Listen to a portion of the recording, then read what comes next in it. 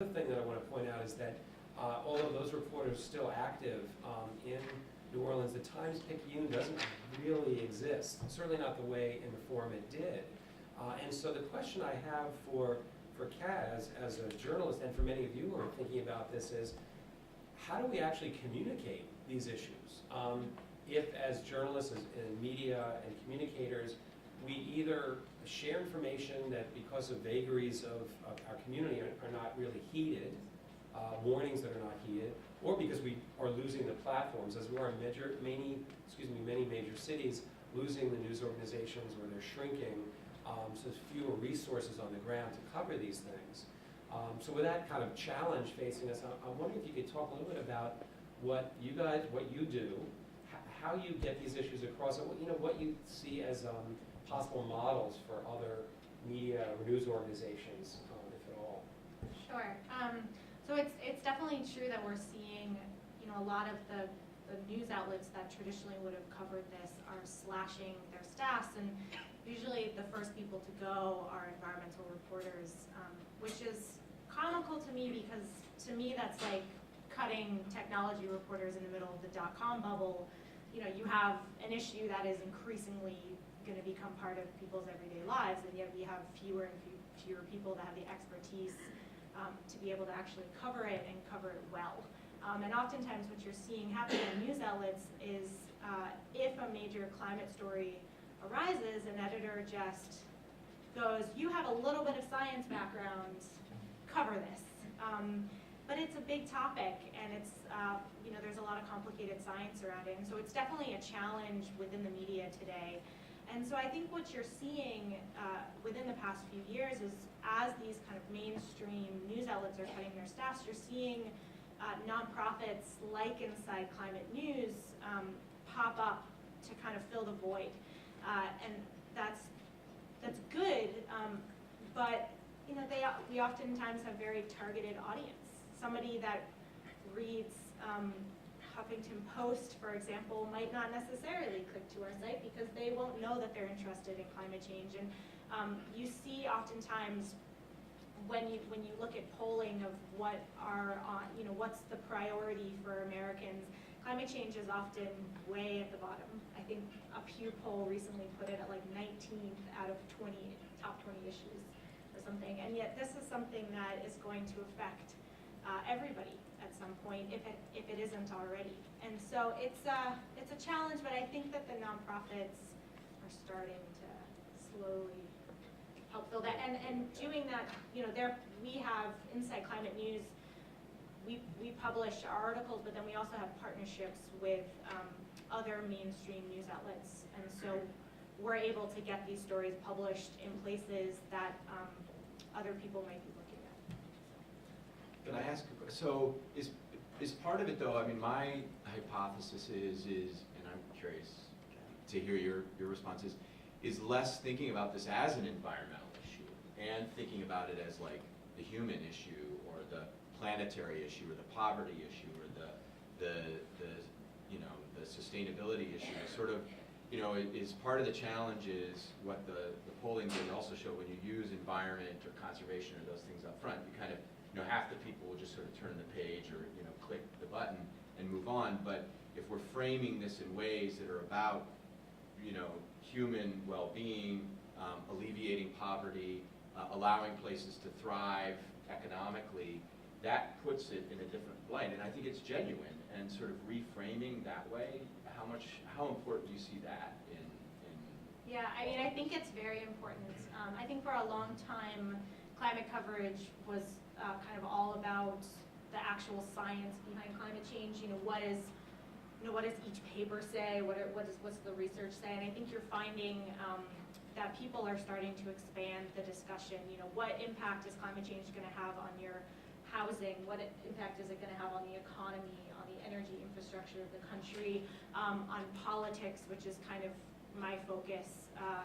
And so I think you're seeing that, and I think because of that, you're seeing more and more people engaged because they're able to say, okay, this is, I might not be interested in direct climate science, but I am interested in what's happening in Washington and what those conversations are. And also, I think one of the most useful tools is actually telling the stories of people. It doesn't matter if you're at a community newspaper or at a national newspaper or an online-only newspaper.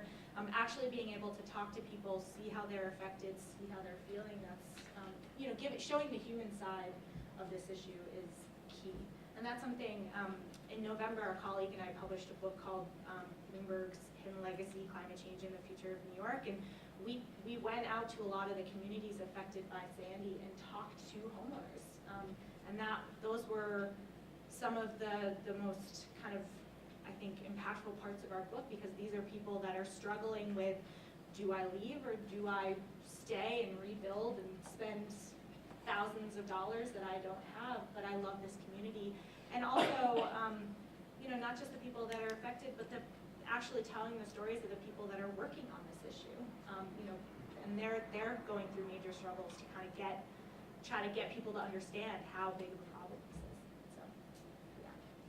Okay. And so we have one question. We have just a few minutes. We have one question. We'll do a quick wrap up with the panel, and we'll break. It's all right. It's like very much in the weeds. We had the moment. It's gone. But, I'm sorry. Laura, let's get some more moments for Laura later in the day.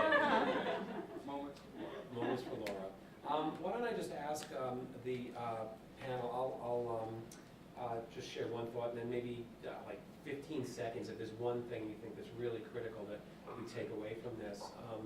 One that I would share is this, the very fact that we're talking about adaptation or resilience.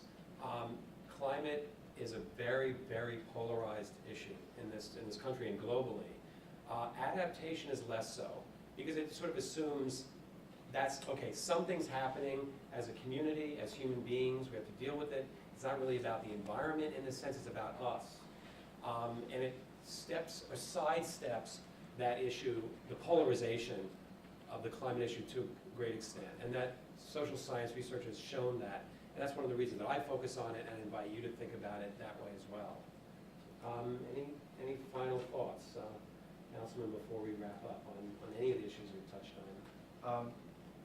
I think it might have been Bill who mentioned that in the future we might see voluntary relocation from folks away from the coast, further inland.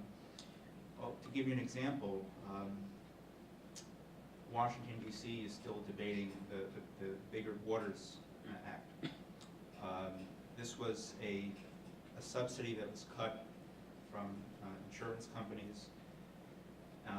And what's going to happen is that if this is not dealt with, you're going to see flood insurance rates, particularly in areas that are near the coast, not just here in New York, but along the Gulf Coast and around the country. You'll see flood insurance rates go up.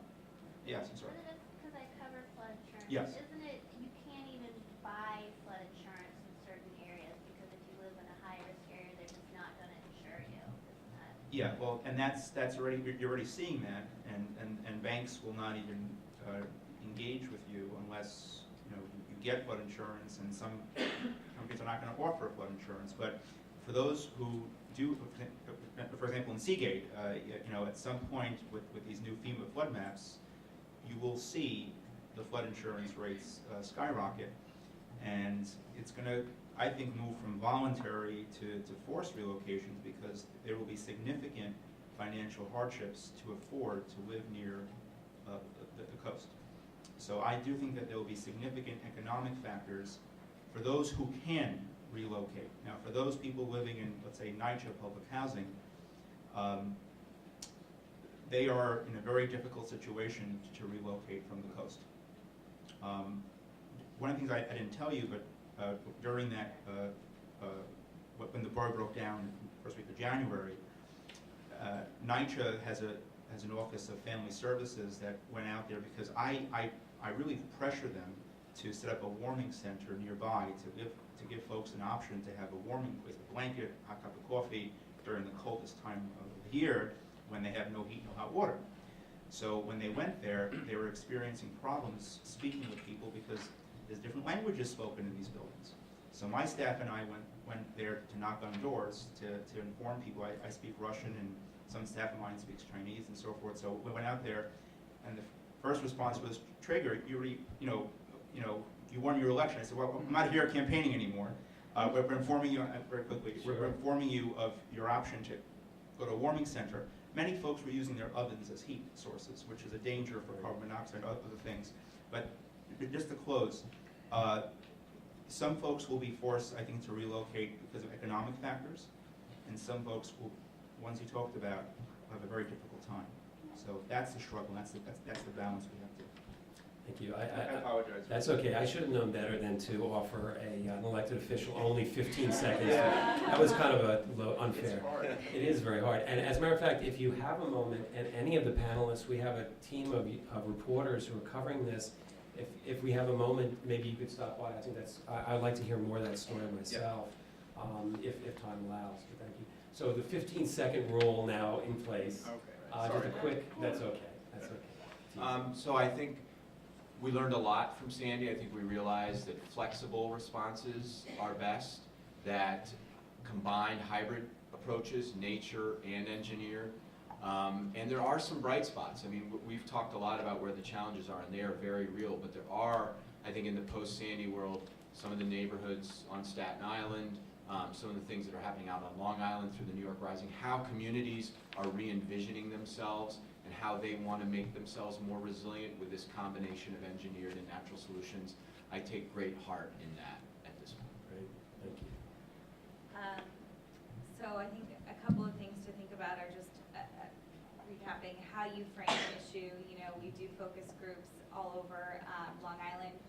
Talk about traffic, talk about property values. In New Jersey, when you're talking about climate change, talk about economic development. It's how you couch it. Be optimistic. It is a marathon, not a sprint, and we depend on people like you to help shape opinions about perceived risk, about their own agency and how to think about climate change and act on climate change. So, those are my 2 points. Thank you very much. Okay.